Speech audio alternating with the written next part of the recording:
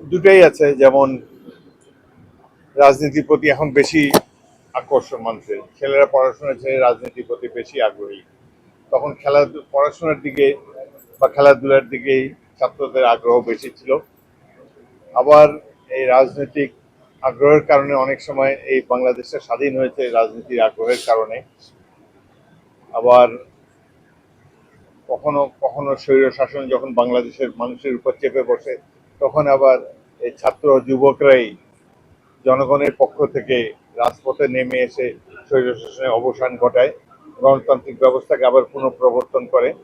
তো গণতন্ত্র ছাড়া তো বাংলাদেশের মুক্তি বা সমৃদ্ধি অর্জন সম্ভব নয়। সেই দিক দিয়ে রাজনীতির এই একটা ভালো দিক আমি লক্ষ্য করেছি, যে সাধারণ মানুষের সচেতনতা বেড়েছে, গণতন্ত্রের প্রতি তাদের ঐকান্তিক আগ্রহ বেড়েছে। এটি বাংলাদেশকে অনেক আগে নিয়ে যাবে।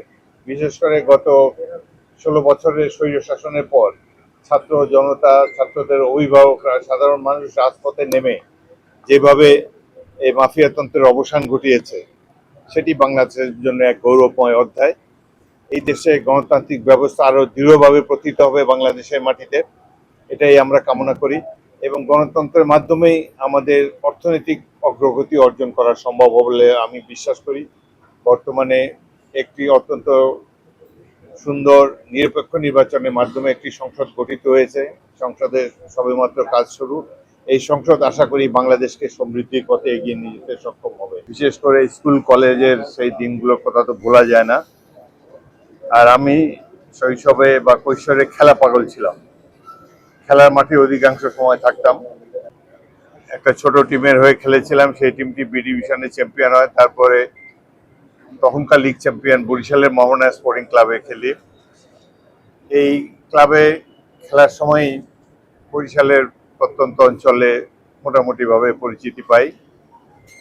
61 সালে ঢাকা বিশ্ববিদ্যালয়ে ভর্তি হই রাষ্ট্রবিজ্ঞানে অনার্স নিয়ে। প্রথম দিকে একেবারেই অপরিচিত ছিলাম, বরিশাল থেকে সেখানে গিয়েছি। তো 2-3 মাসের মধ্যেই ঢাকা শহরে মোটামুটি আমার পরিচিতি একজন উদীয়মান খেলোয়াড় হিসাবে ছড়িয়ে পড়ে।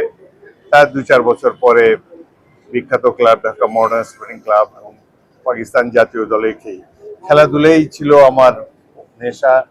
খেলাধুলার মধ্যেই দিন কাটাতাম।